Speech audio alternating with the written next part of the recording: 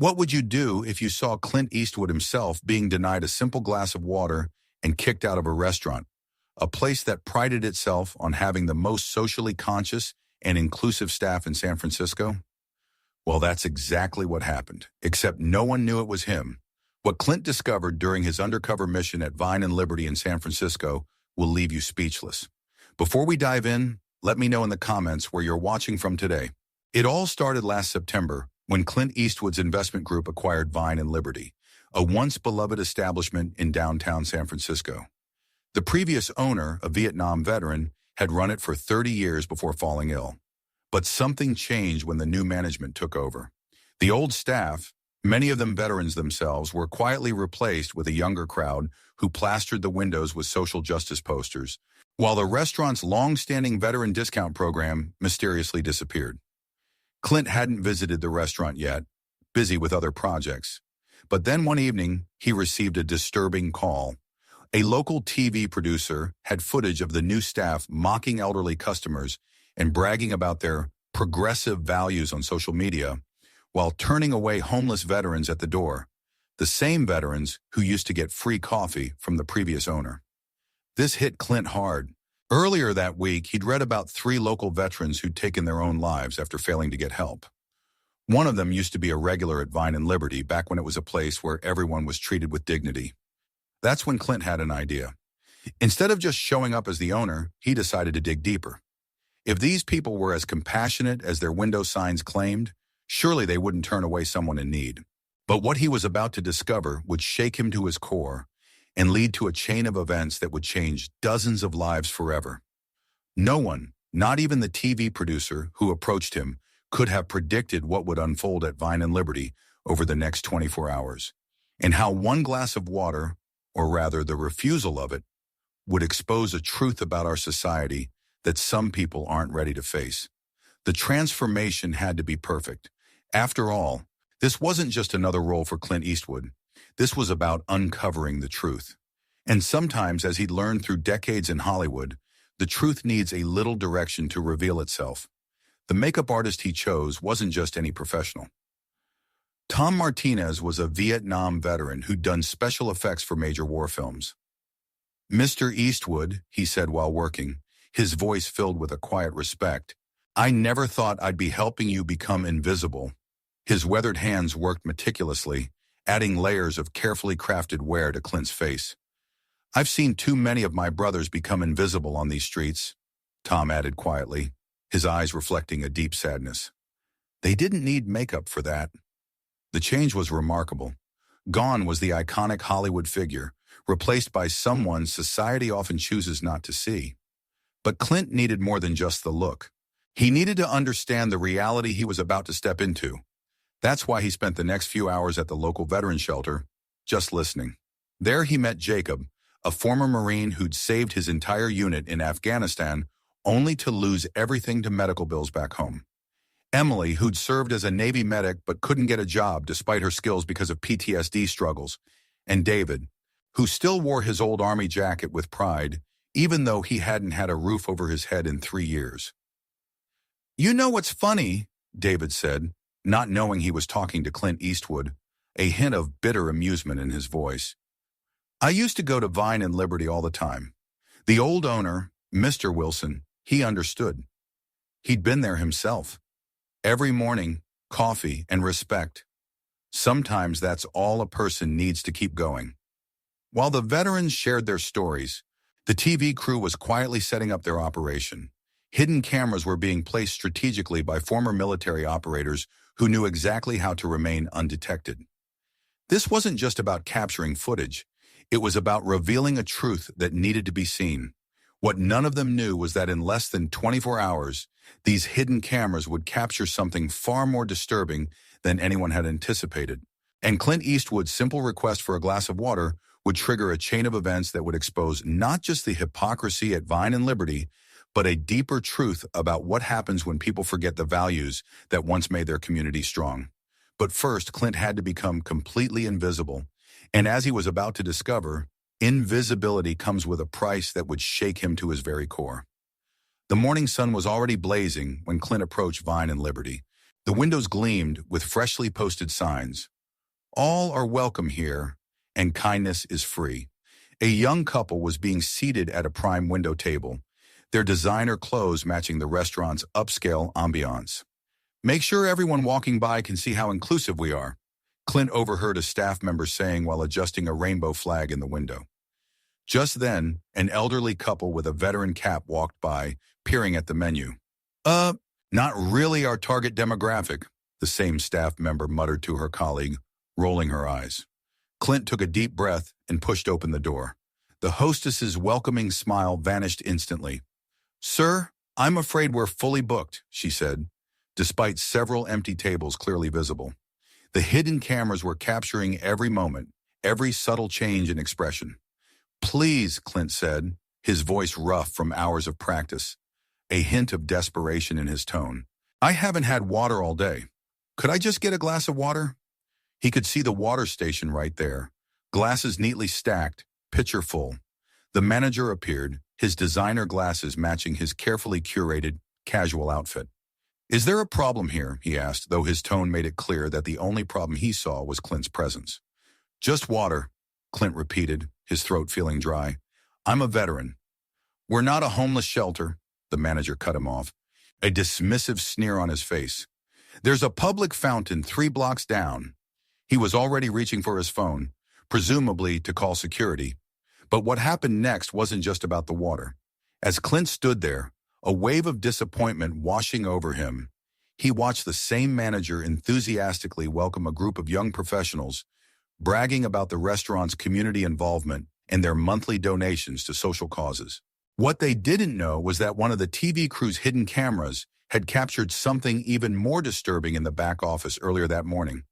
The manager pulling out a spreadsheet, carefully documenting their charitable donations.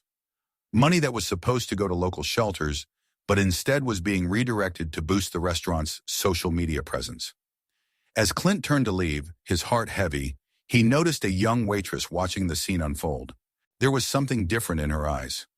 A flicker of shame, maybe even defiance. She took a step forward, water pitcher in hand, but the manager's sharp glare stopped her cold. "Sarah," the manager snapped, his voice laced with warning. "Table 6 needs their check."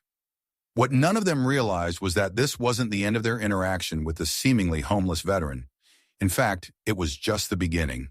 And the next time Clint Eastwood walked through those doors, he wouldn't be alone. But first he had some people to find, people who would help him expose a truth that would shake San Francisco's progressive elite to their core. What Clint saw at Vine and Liberty had ignited something in him, that same fire of justice that had driven so many of his iconic roles. But this wasn't a movie. This was real life, and he was about to deliver a performance that would change lives forever. His first stop was back at the veteran shelter. "They wouldn't even give me water," he told the group, still in character, his voice laced with a quiet anger. The reaction was immediate, but not what you might expect. No anger, no outrage, just knowing nods. This was their daily reality. "Welcome to our world, brother," said Jacob, the former Marine, a hint of sadness in his eyes. But there was something else in his voice. Pride. Even after everything he'd been through, he still carried himself with military bearing. "You know," he added, a thoughtful expression on his face, "I used to eat at that place every Sunday. The old owner, Mr. Wilson, he treated us like family." That name made Clint pause. "Mr. Wilson?" The name was on all the acquisition paperwork he'd signed. "What happened to Mr. Wilson?" he asked, a sense of unease creeping in. "Cancer got him," David, the Army veteran, replied, his voice filled with a quiet grief. "His widow, Mary, she tried to keep it going, but these corporate types made her an offer when the medical bills got too heavy. They promised to keep the veterans program running." "Promised a lot of things, actually," Jacob interjected, a bitter edge to his voice. As if on cue, an elderly woman walked into the shelter. Mary Wilson herself, still delivering homemade sandwiches every week, just like she and Mr. Wilson had done for 30 years. When she heard about what happened at her old restaurant, tears welled up in her eyes. "Mr. Wilson would be heartbroken," she said quietly, her voice trembling with emotion. "You know what he used to say? He'd say a restaurant isn't just about feeding stomachs, it's about feeding souls. That's when Clint knew exactly what needed to be done. This wasn't just about exposing hypocrisy anymore. This was about restoring something precious that had been lost. Not just a restaurant's soul, but a community's heart. Looking around at the small group that had gathered, Jacob, David, Emily, and two other veterans who joined them, Clint saw something powerful. These weren't broken people. They were warriors who'd been betrayed by the very society they'd sworn to protect. "Who's up for lunch?" he asked, a familiar half-smile playing across his disguised features. "I know this place called Vine and Liberty." None of them could have predicted what would happen next, but as they were about to discover, sometimes the greatest acts of justice come served with a side of poetic irony, and Clint Eastwood was about to deliver both. If you thought the staff at Vine and Liberty were uncomfortable with one homeless veteran, imagine their reaction when 6 walked through their door during the peak of lunch hour. Clint led the group, each step deliberate, each moment captured by the hidden cameras that had been strategically placed throughout the restaurant. "Sir, I told you earlier," the manager began, his voice laced with annoyance. But Clint cut him off. "We'd like a table," he said, using that quiet, firm tone that had made him famous, though none of them recognized it yet. "Preferably the one by the window, the one with the "Everyone Welcome" sign right above it." The restaurant had fallen silent. The lunch crowd, mostly young professionals and tech workers, were staring openly. Some had already pulled out their phones, recording what they probably thought would be another viral moment of dealing with the homeless problem. The young waitress from earlier, her name tag read Sarah, stepped forward again. This time something in her had changed. "I'll seat them," she said firmly, grabbing 6 menus. "Sarah, don't you dare," the manager started, his face reddening with anger. "My father taught me better than this," she replied, her voice shaking but determined. "He raised me on values, real values, not just the ones we put in our windows." What happened next would later be viewed millions of times on social media. As the manager moved to block their path, one of the customers suddenly stood up, squinting at Clint. "Wait a minute," he said, his eyes widening in recognition. That's Clint Eastwood." The silence that followed was deafening. You could have heard a pin drop in Vine and Liberty as realization dawned on every face. The manager's complexion went from red to pale in record time. Sarah's eyes widened in shock, then understanding, then something like triumph. But Clint wasn't done, not by a long shot. He slowly reached up and peeled away the prosthetic that had transformed him, facing the manager with that signature steely gaze that had made countless movie villains tremble. "Now," he said, his voice carrying through the dead-silent restaurant, "about that glass of water?" The cameras were rolling, capturing every moment. But what happened next wasn't just about embarrassing a hypocritical manager or exposing fake activism. It was about something much bigger, something that would transform not just Vine and Liberty, but the way an entire community thought about values, respect, and what it really means to care about your fellow Americans.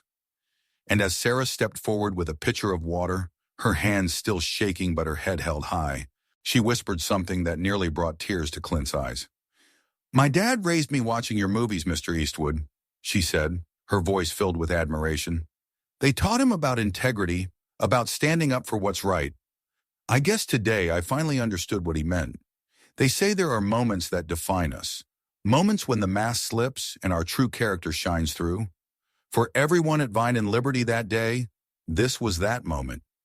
"Mr. Eastwood," the manager stammered, his voice trembling. "I can explain." But Clint held up his hand, silencing him with a gesture that would have made Dirty Harry proud. "Let's start with the charity money," Clint said quietly, his voice carrying that familiar edge that had made audiences hold their breath for decades. The manager's face went even paler. "The donations that were supposed to go to veteran shelters, where are they?" The TV crew emerged from their hidden positions, cameras rolling. The producer handed Clint a folder, documentation of every misappropriated dollar, every fake social media campaign, every broken promise to the Wilson family. "You see," Clint continued, addressing not just the manager, but the entire restaurant, "I didn't come here just to prove a point about a glass of water. I came here because sometimes we need a reminder of who we really are as Americans. He gestured to his companions, Jacob, David, Emily, and the others. These men and women put their lives on the line for our country, and how do we repay them? With empty words, with fake smiles and signs in windows? Sarah stepped forward again, this time more confidently. Mr. Eastwood, she said, her voice ringing with sincerity. My father, he's going to be so proud. He always said your movies weren't just movies. They were lessons about standing up for what's right. The manager tried one last time. We were just trying to update the image. Appeal to a younger crowd. By forgetting our values? Clint's voice was steel wrapped in velvet. By turning away the very people who defended your right to post those virtue-signaling signs in your windows? Then Mary Wilson, who had been watching quietly from the doorway, stepped into the restaurant she had once called home. The older customers recognized her immediately. Some stood up in respect. Mr. Wilson, she said, her voice thick with emotion. Mr. Wilson always said that character isn't about what you post on social media. It's about what you do when nobody's watching, or when you think nobody's watching. Clint turned to the manager.